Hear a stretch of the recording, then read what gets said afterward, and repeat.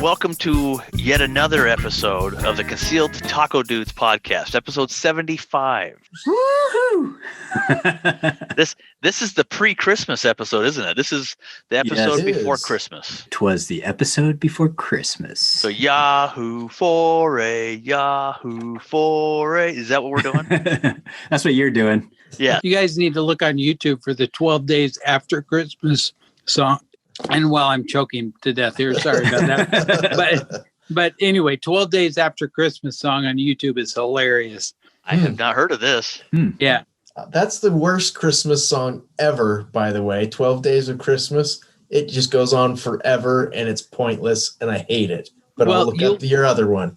You'll like this one. I mean, I'll try 12 Days After. The guy puts on his glove and strangles the turtle doves and all that stuff. It's great. Gosh. Huh. Okay. I'm in. We are meeting via Zoom once again, rather than at the NOE Bullet Molds studio. Even though we're not there, we can still talk about NOE briefly.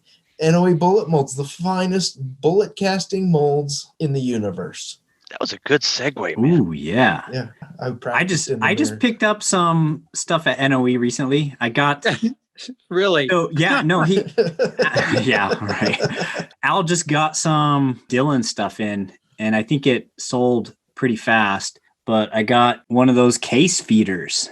Oh, nice. Oh, nice. I got a case feeder for my Dylan 750, and that should help with just speeding up things, cranking out the rounds faster. So are you up around like 50, 60 rounds a minute now or what? I don't know. I haven't ever timed to see like what it is, because usually I'll set it up and then I'll just crank out a little bit, then I'll go do something, then come back, crank out something, just so there's like no wasted time. Anyways, nice. Yeah, so use coupon code FLT001 and it will save you 10%, and it is stackable with your $1,000 discount. Wow. Awesome. Let's talk about Black Ice Coatings at blackicecoatings.com. Anybody been over there to see Lee recently? Yeah, I actually talked to him a couple times this week, and I was really amazed at some of the. He did an M&P pistol and hydro dip and finish, and it's just absolutely beautiful. I'm actually thinking about taking over my Gen 5 Glock 19 over to him and have him, just in the theme of the Mandalorian. There's a Mandalorian pistol print type that you can get that I just love. Really? The season finale that we just had of the Mandalorian just put me in that mood. You're not the only one. Last time I was down there, he had a PPQ that he had done all Mandalorianed up. Oh, really? You have to send me a picture of that, because I've seen the Stormtrooper one and I do like it, but that Mandalorian, I'm a nerd on this. I like Star Wars until the last 3 crap movies, but the TV shows kind of got me back on that, and since it's a Western in space, I love it. Yeah. I enjoy it too. I didn't know that those laser guns could jam though. Did you notice that? That was good. Gina Carano can do whatever she wants. I will let her do whatever she wants. So check out Black Ice Coatings at blackicecoatings.com. The finest gun finishes, Teflon, hydro dipping, Cerakoting, all that business. And if you hadn't caught on yet, he can make it look like the Mandalorian's gun. Yep. And use the code SLICKERY. I don't know why, other than it's fun to say. That's an old code, isn't it? That's an old coupon code. It's the only code. It's the one from a long time ago. Yeah. Magholder. Mark, what's going on over at Magholder? Customer service, I think you experienced it firsthand. Is everybody getting truffles with their order, or was that just me? No, although I'm a member of a knife group on Facebook, and whenever you order from this guy, he sends jelly bellies with every order. So we're thinking about that. But basically, we're just keeping our nose to the grindstone and getting things out so they can be there before Christmas. We probably missed that, on this podcast. But yeah, I think that window closed a couple days ago as far as the postal service goes. I'm just really proud of Mrs. Magholder and her running the business in such an efficient way. She's doing a fine job. She is. She'll even tell you to get in the van. I have candy. and it's a little bit less creepy when she does it. All right. Sweet. Let's jump into listener feedback. I believe you have that for us today, Taco. Yes. So this first one comes back when, I'm not sure which episode it was, maybe a couple episodes ago, where you asked for feedback on like a kind of an EDC type of folder.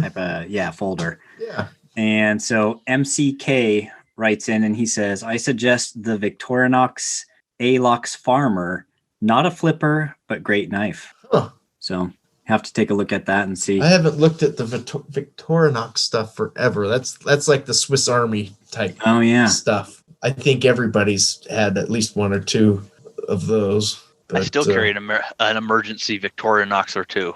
Oh, yeah? In my little, Maxpedition little fatty pouch. Yeah? So I keep all my emergency stuff. There's always a Victorinox in there. You know, I have had a few over the years, and now that the subject comes up, I have no idea where any of them are. Okay, so you'll have to take a look at that knife. Yeah. And then we got another one. This was in relation to the last episode where I think you read a comment from Scuba Guy 007. Scuba Guy 007, yeah. And then you asked the backstory of something that he. I think we just need to call him Scuba Dave. Okay. All right. Anyways, here's some backstory to, his previous comment. And he says, hey guys, thanks for mentioning me today on the podcast. I am very thankful for the many incredible things life offers. My name is Gary G. I'm from Georgia. I live 35 miles west of Atlanta. In 1983, I was in a car and T-boned by a cement truck traveling about 55 miles an hour. And he's still alive? Yeah. Oddly enough, my only broken bone was a fractured clavicle. Wow. That's a collarbone. It put me in a coma for 14 days, but I recovered well within a year. That said, in 1986, however, I was driving a bit fast. I think a bit fast is probably way too fast on the freeway and flipped my Ford Ranger in a construction area for the new interstate exchange in Clayton County. He says Google Maps could show you where I nearly died. That accident paralyzed me with a spinal cord injury that fractured my L1 vertebrae, fractured my left humerus, fractured my left tibia and fibula, cracked my sternum, and fractured 3 ribs. Good cartridge in a pear tree. Yeah, no kidding. And he's, that's crazy. Needless to say, I was in bad shape. Interestingly enough, the accident happened 4 miles from a major hospital. An emergency room sent a doctor and nurse to stabilize me at the scene. Wow. He got super lucky right there because, something like that, you probably die. Is he still paralyzed? So then he continues, as for my diving career, it started 15 years after my accident. I was challenged by the fact they said I couldn't become a PADI diver, PADI diver. I don't know what that stands for, because I was disabled. So I took that and became the first paralyzed person to earn a PADI rescue diver certification, as well as a master diver certification. Wow. So he is still paralyzed then. Yeah, that's and he's got all those scuba certificates.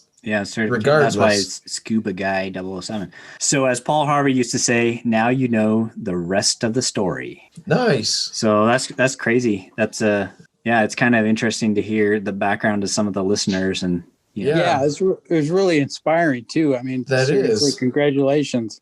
And makes me feel pathetic on how I'm like, I'd like to go do that sometime, but I can't. It's just hard and I don't have time. But it's because you're bald, Carl, and that I cut it by choice. That is an insurmountable disability. Andy's too short. They just tell him, you're too short. You must be at least this tall. Guys, in going with the theme of the holiday season, call me Elf one more time. He's an angry elf. Okay, so that's all we have as far as listener feedback. Elf. Let's get into what we did with guns. Who wants to lead out? I'll start it real quick by just saying Go. I did nothing because this is my hell time right now. All we do is just nonstop. Here's your packages, and living in a box, a brown box, even longer than normal. So Stan and I have just been dying. Yeah. Well, At least it's not the door-to-door delivery, though, right? yeah. No, I couldn't. Yeah, there's no. I've blocked that stuff out of my mind. That's even more brutal. That's way Yeah. more brutal. I felt bad. Our poor post office postman, mailman, whatever you want to call him. I see him. I hear his truck go down my street when it's dark before I even get out of bed in the morning, and then he's still coming by on my street again, like after dinner time. Oh, geez. So my wife gave him a gift card today. Said, hey, thanks for everything you're doing. Here you go. Merry Christmas. So, oh, that's cool. That's nice.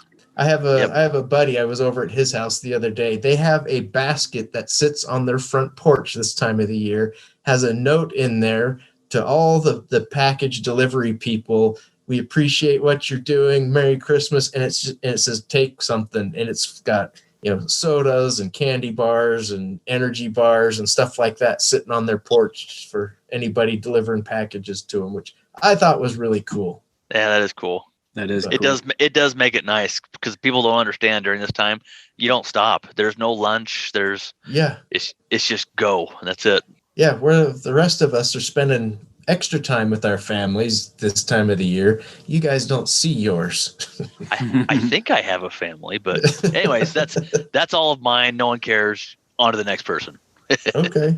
I'll jump in. I had all this stuff lined up last week to do with what we did with guns, and we totally just skipped it. I think I was so excited to talk with Kyle about bug out vehicles that we just missed it. But anyway, so this is kind of what I've done the last 2 weeks. But oddly enough, when we announced that Polymer 80 had been raided, which I haven't been able to find any updates or anything. So if anybody knows anything on that, let us know. But oddly enough, I finished my Polymer 80 last week. Last I heard, no arrests were made on that, though. Is that correct? I don't know. I can't find any new information other than the original stories. Have you tested it yet, Jason? No. I did run into a problem with it. The company that I got the lower parts kit from sent me the wrong trigger, and I struggled with it. And actually, Stephanie and Britt from SX3, although I don't know what they're calling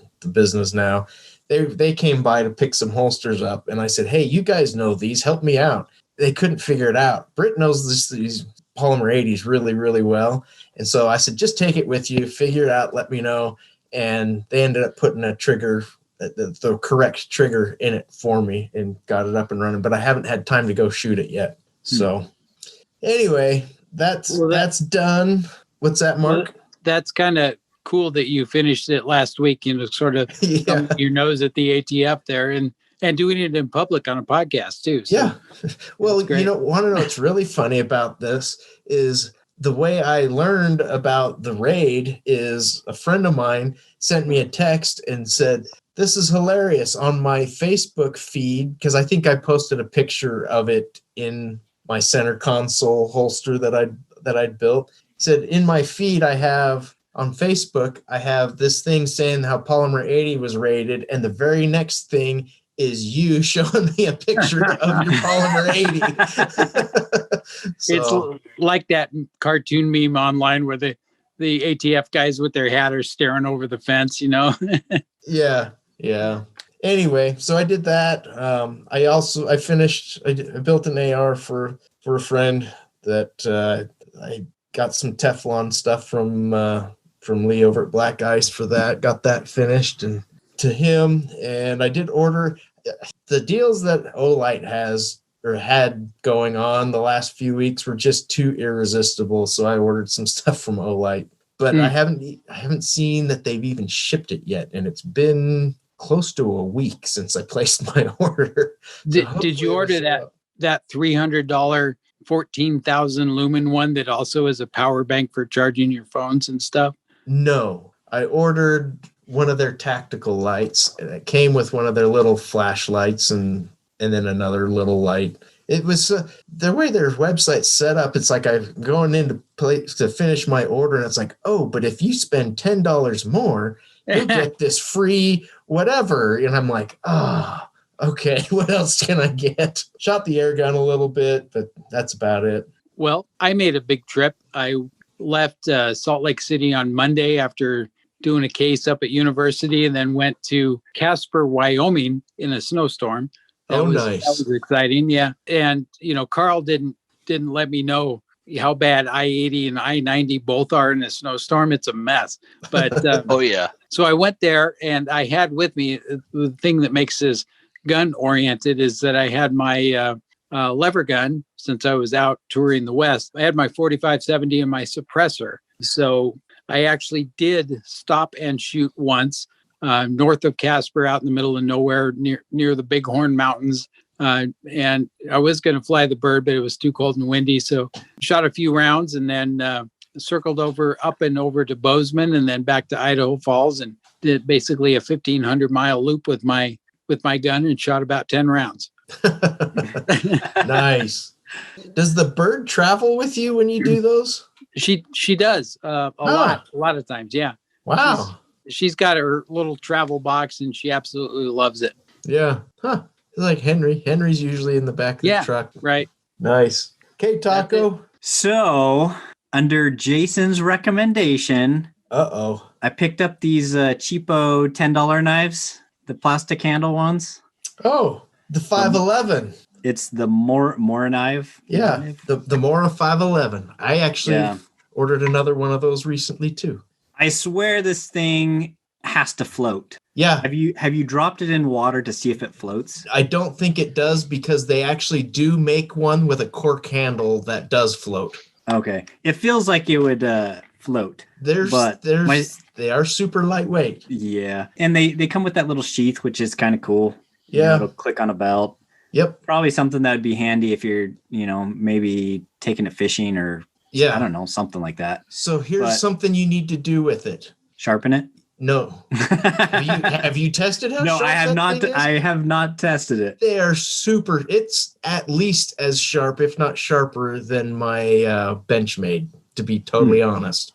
Okay. But the back of it, clamp it in get some leather or some wood blocks or whatever, clamp it in a vise with the top of the blade, the spine sticking out, and run a flat file over it. So you can use it as a striker, and then you'll be able to strike, on a ferro rod. Okay, so you can see I got not just one, but two. Yeah. So one of them is going to be like he's not listening, but it'll be my son's stocking stuffer or Christmas present, something like that. Cool. So I figure if when we go fishing, going on the outdoor trips, then having him clip that on his belt would be kind of handy, because then he doesn't have to ask for my knife. Yeah. So your homework is to use it a little bit before we record again, because I'm interested in what you have to say about it. I've used their stuff for carving and stuff like that for years. I love Mora Knives. I'm looking at one of their bushcraft knives for down the road. But yeah. So I'll have to test it out and everything, but I ordered that on Blade HQ. They were doing like a nice little sale on some stuff, and I ended up buying a kitchen knife too for my wife that she doesn't know about. How long did it take for it to get to you? Oh, it was pretty fast. Really? Yeah. Because I just ordered something. I ordered it last week. It took a week to get to me. Oh. From two towns over, well, it's 10 like miles away. Yeah, I mean, you're ordering right during Christmas stuff. But still, I could have walked there and picked it up and got back faster. So also, guys, I picked up two guns at Gunny's. I ended up getting two Thompson Center compasses. They're having a sale on them for $280, and I figured that was like too cheap to pass up. And I needed some cheap guns to use for donor actions for that cartridge that that Wildcat cartridge that we're designing and stuff. The 35 Taco Teeny cartridge. Something you can blow up and not feel bad about? Is that what you're saying? Well, no, just, I mean, we're going to put some nice barrels on it, like probably use some Excalibur barrel blanks And my friend, once we get the chamber reamer made, then, so there'll be really nice barrels, just the action just need, and I can't remember which company it is. It's, anyways, they make a chassis for those Thompson Center compasses. Really? And so if I get a cheap action and then get that chassis for it, and then get a nice barrel thrown on it, that's a pretty cool gun for not terrible price. So those 2 guns put me up to 5 net new guns for the year. So I got to just resist until January 1st. Danger, danger, danger. Is there going to be a new goal for next year? I don't know. It's been kind of a fun goal because it's kept me in check. I see something that I really want, then that means I have to get rid of something that I don't want as much. So yeah. Anyways, I took the day off on Wednesday and shot all day long, which was like freaking amazing. You go out shooting in the BLM land or on the BLM land during the weekend, and it's just, there's so many people nowadays. And so being able to have that place all to ourselves, I actually had Noah skip school. And so me and my son Noah, and then my buddy Evan, he took a day off also. So we all just went out there and just had a nice, long, relaxing day of shooting. And I got some video footage. So I just finished my another high point video. Oh, and yeah, of course. And I also did my 308 AR-10 pistol video. That's on my channel. That's visible. I did some gel tests on those 38 special loads that we've been talking about, those 195 grain. Big, heavy ones, yeah. Yes. And what was interesting is, so with the 4.4 grains of unique, it kicks it out of the little, snubby, the short barrel snubby. It was about 633 feet per second. So that's out of like a J-frame snubby 1 5/8 or yeah, okay. Yeah. And so that actually was not enough velocity to open up the hollow point. Wow. Ah. And so then I shot it with the 4-inch Ruger GP100 in 357, and it opened up nice, big old mushroom. And I shot it in the lever gun, and the lever gun kicked it out at about 963 feet per second, if I remember right. And that just gave these nice big mushrooms also. So I'm still going to work on a video so I can show the gel test and, loading the ammo and all that stuff. But that was really cool to see. Taco, can we go back to what was the original intent of that load? Yeah, so the original intent of the bullet was to be a snub nose self-defense load, even though, you're not supposed to load your own self-defense ammo. But that's what the people who wanted it for. Yeah, that's what they wanted it for. I didn't do this drawing, the design, but I think there was a similar design out there, and so they wanted to be able to make their own. But so it sounds like it needs more work then, if it's because it didn't work in the snubby. I think if they want it to expand in the snubby, then it's going to need a thinner walled hollow point. And so that would be easy to do with those molds, though, wouldn't it? Just be changing the pins, or would the whole mold have to be changed? I think I don't know. You just put a bigger pin in. You could, but I'm not sure if the thickness of the bullet between the hollow point and the outside edge, if that's too thick for it to expand at those low velocities. What about the lead? Is it maybe the alloy lead you were using a little harder or something like that? No, I used a really soft alloy. I used half, like 50-50 pure. It was like some roofing lead, and then some stained glass window scrap, so 50-50. I did not water drop it at all, so I air cooled it. So I don't think the hardness is the issue. I think it just has to get a little bit more velocity. But I was going to say, this bullet makes an excellent round in my Marlin 1894 357. And so that's subsonic, and it just very, very explosive on, that hollow point mushrooming out and stuff. So 400 feet per second more, and it makes all the difference. Is there anything you can do on the powder side to up that velocity, or are you looking at max pressure already.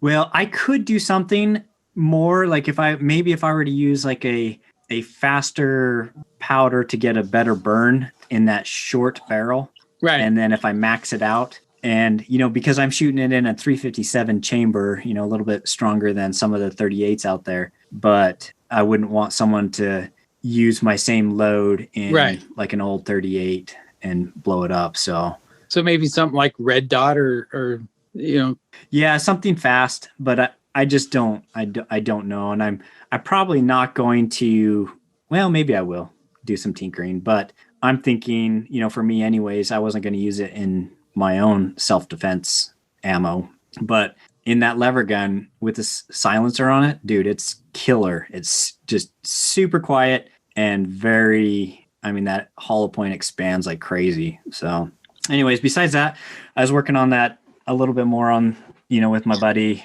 on that 35 Taco Teeny Wildcat, the 308 cut a little bit shorter, necked up to 35 cal, 357, 358.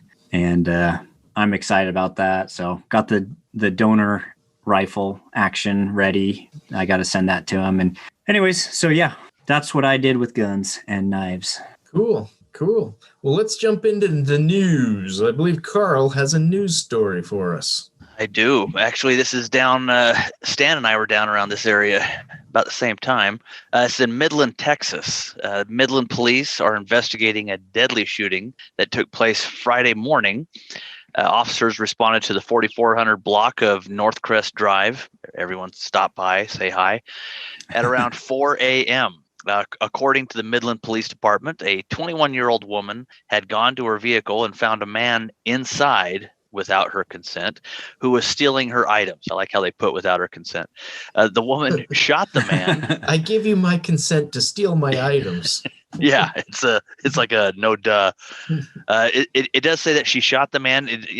Obviously there's a little bit more involved, so he probably came after her or something. It probably wasn't just a, hey, how you doing? Bam. But shot the guy who was identified as, we're not going to say who the criminal guy is. But anyways, this guy was pronounced dead at the scene. So detectives interviewed the woman and released her and say no arrests have been made at this time, which is, good. So the Midland Police Department also says that next of kin have been notified. But, it's one of those that for those of us with daughters that are getting older and that, there's just nothing like when they grow up right. When you're like, hey, yes. you need a concealed carry permit, don't you? You need to learn how to use that. Let's get you something that'll fit you, that you like, and then get you comfortable with shooting it and handling it, and then daddy doesn't have to be around all the time. They can defend themselves. And this is one of those that looks like she was 21? Yeah, there you go. Well, I think the most important lesson we can take away from this story is that it's really important that you get consent before you steal people's things. Or you have to have consent, yeah. Or don't go around stealing 21-year-old ladies' Christmas presents when they're shopping. There you go. There you go. Yeah, don't do any of that stuff in Texas because it's a whole different world down there as far as self-defense law. Oh, yeah. Nice. And God bless them. I love that. There is one other story I thought that's worth mentioning, if I may interject this one. If you guys, and I sent this to the other guys so they know about it, but there was a YouTube video that was put out by the president of Federal CCI, Spear Remington, and he put it out yesterday, which was the 18th. Basically talking about the ammo shortage and all these rumors, how they're hoarding and like they're only for certain people. Yeah, only certain people, only the government, or whatever rumors that you're hearing. And I really liked it because this one kind of really hits home on he was like, I'm almost offended by this because we're working as hard as we can. We have all of our people and we've hired on more and we're going as much as we can. Yeah. And I don't think he was almost offended. He was pissed off at all the crap he's seeing every day, slamming not necessarily him specifically, but the company because they're not producing ammo like they should. He did very good addressing that and just saying we have upped everything on our production, but he even gives some numbers on how many new shooters have there been in just this past year. Yeah. Do you remember what he said? 7 million? Something like that. It was a lot. 7 million new. So that, just look at the new ones, and how many guns have been purchased. And if each one of those new people just bought 2 boxes of ammo, I mean, that's outrageous how much that is. And he's like, and that's a we pretty can't keep up. conservative estimate too. Yes. Yeah, very. So he's saying we can't keep up. We are trying, and they've hired on more people, but also, they have to create a safe working environment for those people that are working all this overtime and all this extra work to protect them from the COVID, all that stuff. So they are cranking the stuff out as fast as they can. It's and the other thing that people don't look at, I can see from being a business person in the same industry, the gun industry gets so many spikes from political stuff, whether it's from an election or from a shooting that gets a lot of publicity, and then politicians jump on it and want to start banning things and stuff like that. All of that creates these spikes in sales in guns, ammunition, and everything that goes with it. And if you try to just react to that and be like, oh my gosh, we got all these new orders, we better hire a whole bunch of new people so that we can keep up with them. Then when things go back to normal, you have this huge staff that you can't employ any longer, and you end up having to lay people off. And that gives you a bad image of a company to work for, right? Oh, those people, they're just going to hire you and lay you off after things slow down. So it's really tricky. And the fact that they're hiring a lot of people and training them and stuff, says something that, they're willing to put it out there to try and stay up with demand as best they can. But it's not just the ammo manufacturers. I mean, everybody in the gun industry is overwhelmed, I think. But anyway, we ought to post that somewhere so people can watch it, because he made a lot of sense. Yeah, it was good information. Yeah, good video. So anyways, that's just another one for your Gee Whiz file, on what's going on with ammo. Right. But they're still cranking it out. I think it'll come back. Be patient. Some others, I've talked to people that are upset about, the people that'll buy the ammo and then try to mark it up and sell it for more. What is that called? Blanking out on what the name is. Douchebaggery. Yeah. Well, they get upset about it, and they're like, "Well, they shouldn't be allowed to do that." They can sell it for $1,000 a box all they want. Just don't buy it from them. It regulates itself if you do it that way.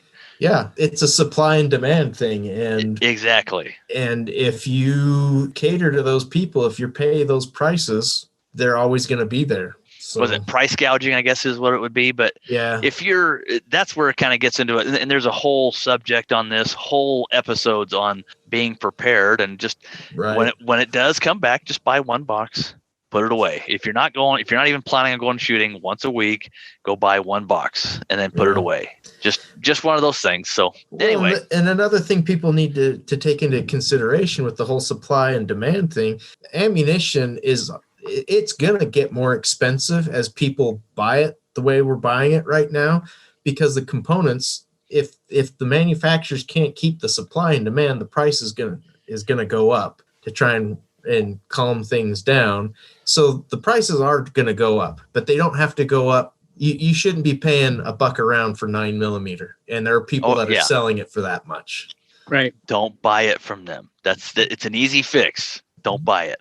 But, $15-20 a box is probably not crazy right now for 9mm for 50 rounds, but there are people selling it for 30 plus. Anyway, good information. Let's hit some sponsors real quick. Let's talk about Tackware again. Tackware.com. Titanium EDC stuff, gadgets, pokey things, hooky things. Molly barbecue aprons. Flashlights, all the good stuff. Check them out at tackware.com. Use the code TACO10 when you check out. They'll know you're listening to us, and you'll save 10%. Utah Air Guns. Anybody been over there lately? I've been meaning to. I just haven't had time. I'm too afraid to go over there. I don't have money to spare right now. Yep. It's like an alcoholic walking into a bar. Although they have that nice heated range right there. I know. Sit down and maybe some of our local listeners should go on down there in person, rent an air gun, check out the range. It's great family activity. It is. It's super fun. And their rentals, I mean, they've got pretty much everything they sell almost that you can rent and try it. So if it's something you're interested in, shoot it before you buy it type of thing. But you have something, Taco? I was going to say those guys are great too, because they're not above like letting you shoot their own stuff. Right. And so, if you start talking about like, hey, I was looking at this gun and, do you have one that we could shoot? And a lot of times they'll be like, hey, so-and-so has one, and, they go grab it and, you shoot it. And then you have to spend a lot of money to buy it because they're so awesome. They have learned their trade from the drug dealer. They know. The first one's free. Yep. Check out UtahAirGuns.com and use the code AirCandy. You'll get free shipping and free turret stickers for your scope, so you can dial it in quick and easy when you're shooting. Concealment Solutions, concealmentsolutions.com. It's your one-stop holster shop. Anything you need. If you want to carry inside the waist, outside the waist, appendix carry, off-body carry, drop leg, competition gear. In your car, we can take care of you. If you don't see what you're looking for on the website, shoot me an email, tell me what you got, what you're looking for, and chances are I can probably make it for you. Now, so I did tell a guy no this week. He had a tactical light laser combo, and he lived out of state. And normally what I'll do is I'll have somebody mail me their product so I can put it on my dummy gun and then make their holster and then ship it back with the holster. There are just some styles of lasers and light combos that are just more trouble than they're worth. And they're usually super cheap, and they usually have buttons and switches on the sides of them. It makes it really, really hard to build a holster that isn't going to activate it going in and out of the holster. And it doesn't happen very often that I look at what somebody's got or what they tell me what they want and I tell them no, but because I do like a challenge. Or Taco wouldn't have a hot pink and skull drop leg holster for his customized high point. So anyway, check out concealmentsolutions.com, use the code show me the candy, and you'll save a significant amount off your order. I need to place an order actually for my Kimber K6 revolver. So when did you get that? Did you? Yeah, I did show that to you a while back. You're going to have to bring it to me. I need a right-handed Cobra with the carbon fiber finish. Okay. I can definitely do that. And bring me the head of a pig. Anyway, let's move on. Let's hit a topic. All right. So for the topic today, we want to, since it's all cold outside and snowy and icy and everything, we wanted to talk a little bit about cold weather shooting, extra things to keep in your vehicle and, things to wear on your body. Yeah. And what issues? Have you ever had any issues shooting in the cold with a firearm or ammunition? Okay, so I guess we could talk about the ammunition first. I have actually I was shooting in, I think it was negative something degree weather. Okay. And now this is really funny because everyone who knows me knows I hate being cold. I'm like a cold body or whatever. When I tell them I go shooting and it's like, 0 degrees or really cold outside, they're like, I thought you hate being cold. And I always tell them, I hate being cold, but that's why I wear. That's why you wear heated underwear? Ooh, that would be nice. I do have a heated sweatshirt, but I usually don't wear that for, when I go shooting. But you look like the Michelin Man. Anyways, a little bit of preparation ahead of time can make your cold weather range trips a lot better. And so first, talking about the ammunition, there are, I don't know, some people have probably noticed that some powders, reloading powders, are labeled as like less temperature sensitive or temp stabilized. Yes, temp stabilized. So if some powders are more stable in extreme temperatures, the opposite is true where you have some that are greatly affected by the temperatures. And so you'll want to make sure. Now, this is really important if you're developing loads. It's during wintertime is a bad time to develop loads, because those same loads that are, not high pressure in the winter on a hot summer day, those can be over pressure in the summer. So you got to be careful about that. So But you're talking like actually meaningful numbers, like maybe even damage to your firearm if you go out and work up a load at 0 degrees and then you're out and your ammo's sitting in the sun and it's 100 degrees. yes, Cool. damage to your firearm, damage to your face, maybe, those things. You don't want to load something up at top end pressures in the winter and then take that same load and shoot it in the hot summer.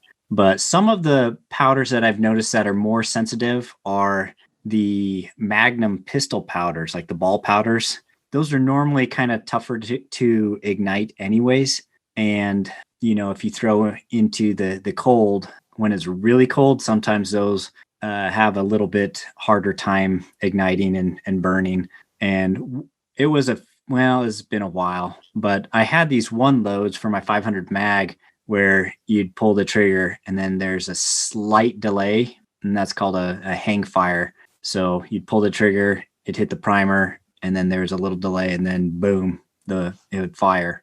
And so if you have that happening, you want to be careful with that and not shoot those during the winter. So my real quick about the powders, Magnum powders, are you talking things like power pistol or?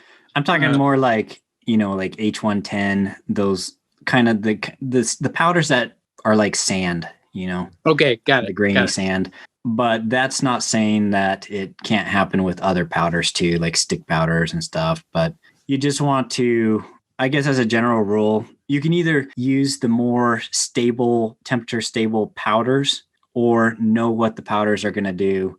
If you go out to do some long range shooting and it's super freezing cold and you're using a different powder that's not as stable under cold temperatures, then you're just not going to get the same bullet drops and the velocities that you would normally use. So your numbers are going to be off.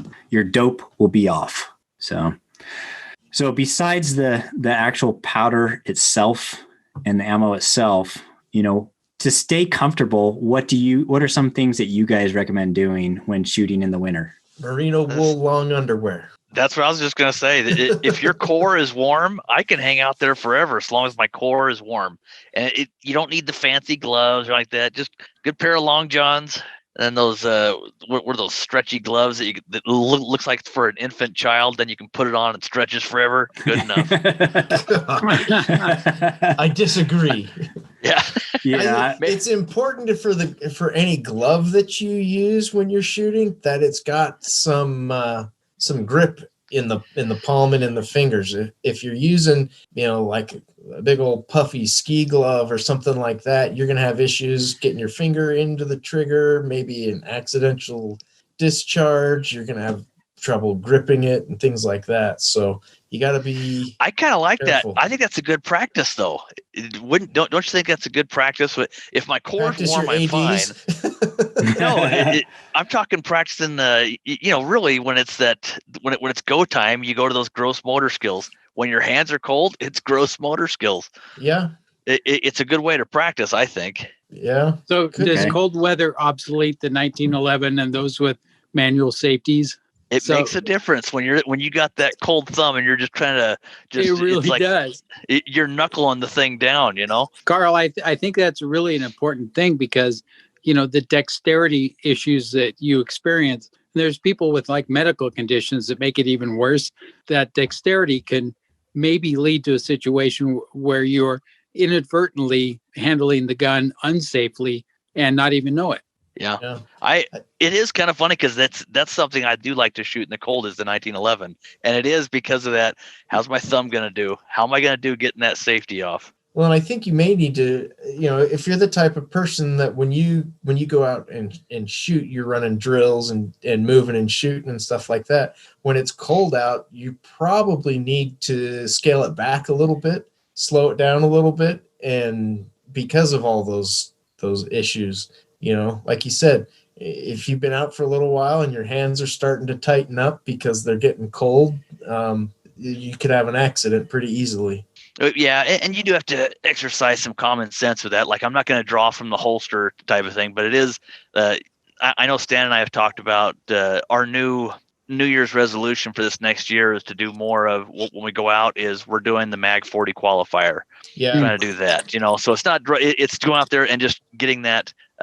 Dialing in the basics again, but the cold weather aspect of it is kind of fun because you're at low ready, but you still have to, when that timer goes off, is getting that, bringing it up on target, getting the thumb, and again, cold hands trying to knuckle down a safety is kind of on a makes it a steel little frame weird. gun. And then exactly, it is. 1911s are great for that. I mean, not only are they fun to shoot, but it's good practice for just dialing it in. Yeah. I was going to add another thing. As far as gun maintenance and stuff is concerned, you may find that you'll want to use different lubes when shooting in cold weather. Mm-hmm. Now, if you have a black ice coated firearm, then you don't have to worry about anything with that. But some of the oils, the thicker ones, when it gets cold, then they turn a little bit more, sludgy, like they gel up, and you could have malfunctions due to what type of lube you're using with your firearm. So usually on a semi-auto, Taco, you usually use copious amounts of frog lube, don't you? That's what I was just gonna say. No, I actually use like some motor oil for a lot of my guns, which it actually doesn't. It works great in the summer, but it kind of gets thicker in the winter and doesn't work quite as good. So I have a thinner oil for the winter time and some dry lubes that seem like they do pretty good. So you like to go with a 10W30 or a 10W40? Whatever it takes. Prestone or Quaker State? Yeah, it was what was it? Mobile One. Anyways. Oh, the synthetic. Yeah, full synthetic. That's what I like. But anyways, so you want to pay attention to the lubes that you use with your guns. If your guns are having malfunctions, it could be due to that. Now, another concept that we always teach for those of us who have served with the Boy Scouts, we talk about cold weather camping and the concept of layering. I found that applies very much so when you're shooting in cold weather, where you have basically what you do is you don't just wear your base layer and then this big, huge, heavy coat that keeps you warm, because then what happens is if you start getting a little too warm, you take off that big coat and you're like really cold. So layering, you put on several layers of clothing, like you have your base layer of say long underwear, and then you have a shirt, t-shirt, whatever, and then a wool sweater, and then a jacket, and then maybe an outer layer or something like that. You need to pay attention to the material you're putting on you is made out of. I do a lot of stuff in the winter. Rode my fat bike 9 miles this morning. I cross country ski, and when you're really active like that, it plays a bigger part in this. But even just out shooting, cotton is horrible. I won't even wear a cotton t-shirt most of the time. Merino wool is awesome because it wicks moisture away from your body, and it will still keep you warm when it does get damp or wet. There's some great synthetic fibers, the fleeces and stuff like that. Down is great, although when down gets wet, it becomes kind of useless. But there's some great coated downs now that they call it hydrophobic down, where it can get wet and it'll still maintain its loft and still keep you warm. So think about stuff like that, and you may think, well, I'm just going out shooting. It's not a big deal. I'm just going to be sitting there and, so I'm going to put 12 cotton hoodies on and I'll be just fine. And then when your truck gets stuck in the snow and you start sweating and doing stuff, trying to get it out, and then it starts, sleeting and raining and in the cold, then you're in trouble. So even with something like this, I think you need to pay attention to the stuff like that. Mm-hmm. And layering is absolutely essential. Yeah, and I was going to say that it's nice to have on the outer layer something that is like sheds water. Yeah. So in case it does start snowing or raining or whatever, it keeps you warm and dry. Yeah, and even your pants too. It might be just something as simple as setting up your targets, and you put a knee down for a minute, and now all of a sudden your knee's soaking wet and freezing cold. So yeah. Okay, and then the other thing I was going to mention, I have gone shooting where I think we hit about 1.5 feet of snow, and we had our minivan out there, and of course we were pushing snow with the front bumper, and then we ended up getting stuck. But we were not in trouble because I had remembered to pack snow chains for the tires. Nice. And so I just threw those chains on the minivan, and then it was plowing through the snow just fine. I'm sure that in 1.5 feet of snow out in the desert, it was like no problem. You just threw them right on, right? Oh, it was not the funnest thing to put those on, but especially because your hands are bare, when you're doing it. But anyways, it's not like putting chains on a tractor, that's for sure. It's a lot tighter space. Mm-hmm. Yeah, and it's lower to the ground. But just being aware of that and your vehicle, so that you can, if you prepare to get stuck, then when you do, then you're not in trouble, so to speak. A lot of the stuff we talked about last episode plays into this. Yes, have a tow strap, have extra food and water and extra layers, and whatever. So yeah, sure. It's going to be hard to find your brass in deep snow too, huh? Put down a tarp. That's something that we learned in doing scouting with shooting with the scouts. Is we always get the big tarps. You lay it out, and that way you don't care if you're laying on there. You'll get little traces of it when you're with the footprints and that. But then all you're shooting, you just go there and you can even just kind of wad up the tarp just to get it all, and go through it later when you're at home. Makes it kind of nice, but it really makes collecting the brass a lot easier. Get the big tarp. That was a good pro tip there. One thing you have to be careful if you're laying on a tarp, putting a hot barrel on a tarp. Ask me how I know. Well, you should be resting that on your bag. Yes, I'm just saying, putting a gun down to go check your target or whatever that you've been shooting, it'll melt right to the tarp. So you got to be careful. But a tarp, I use a tarp when we shoot in the snow also for the same reasons. There's just some considerations to take. Yeah, and then like Jason mentioned, having a little bit of extra food and water in your vehicle makes it nice. So then, your body has fuel also. Yep. But hand and foot warmers, good thing to have in the car. Those are really nice. But what other things do you guys do when, that we haven't covered when you go out? I mean, when I go shooting in the winter, and I usually go for hours and hours. So for a while. Yeah. Is comfort an issue for you guys? Because I think now the more I've done this and shooting with other people, taking others shooting, I want to be comfortable. I want to enjoy. Yes. I don't care how cold. It could be a blizzard and it can be fun so long as you're comfortable. Mm-hmm. Yeah. You've got the amenities. You got some. Bring some drinks. Bring some. You don't got to have a pot roast, but ooh, that would be nice. Actually, now I'm starting to think about it. Pot roast would be great. Hey guys, let's take a break. Let's have some carrots and potatoes and end this pot roast here. Just don't lick your fingers.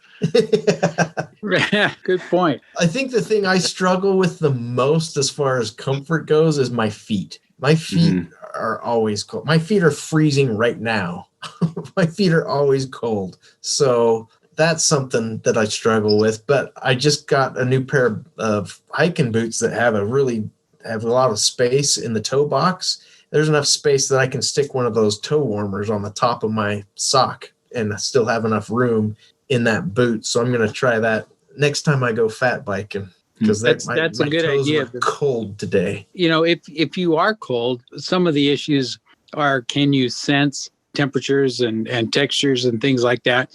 Be careful about those hand warmers and foot warmers sometimes, because especially if you're like diabetic or something, you could potentially do some damage. So be prepared, but think about that stuff and prepare for others that are shooting with you in that sense as well. That's something I think Stan nails as the grandfatherly take someone shooting type, where he's got stuff prepared for other people. It does make it kind of nice, especially if you're just if you're just in a mood, you just want to take his stuff. It's kind of nice.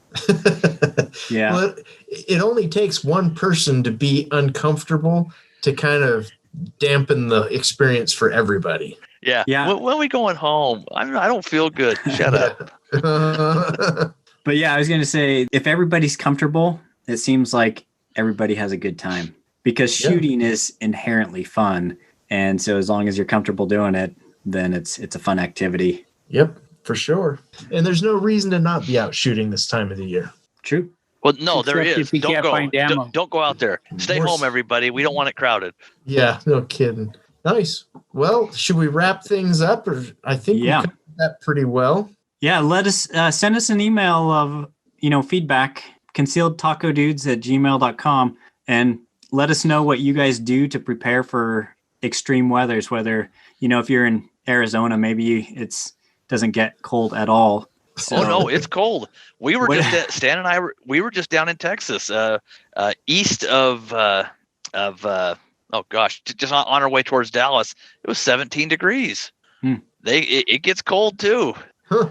But I'm actually kind of curious what people say as far as making it comfortable. What do they do for comfort while they're shooting in cold weather? I'd be curious about that too.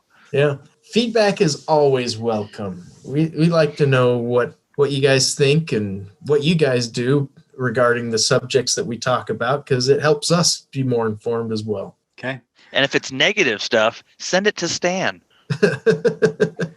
For sure. Okay. All right. Well, thanks for joining us for another episode, and we'll talk to you later. Merry Christmas.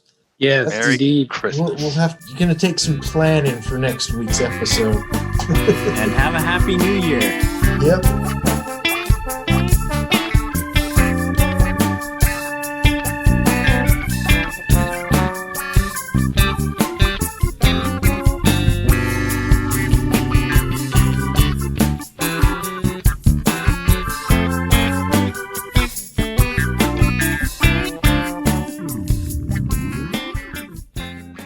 Taco, what are we talking about tonight? Oh, just talking about how you gotta not bang your foot on the mic every 10 seconds. I never touched it. Yeah. That last episode was like a really good topic, but it's like every 5 seconds or something, man.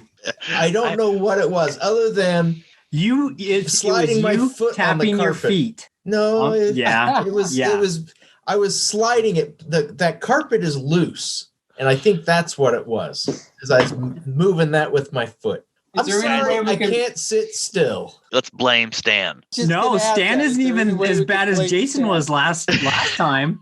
Man, I'm telling you. And I made an effort. I didn't have anything in my hands. That's I was funny. like trying so hard to be quiet and still. Jason was like, trust me, I wasn't doing anything. I'm like, I don't trust you. I'm always the one who has to grab the pen out of your hand as you're tapping it on the clipboard. And I didn't have one because you're not doing anything, right? I didn't have one this time.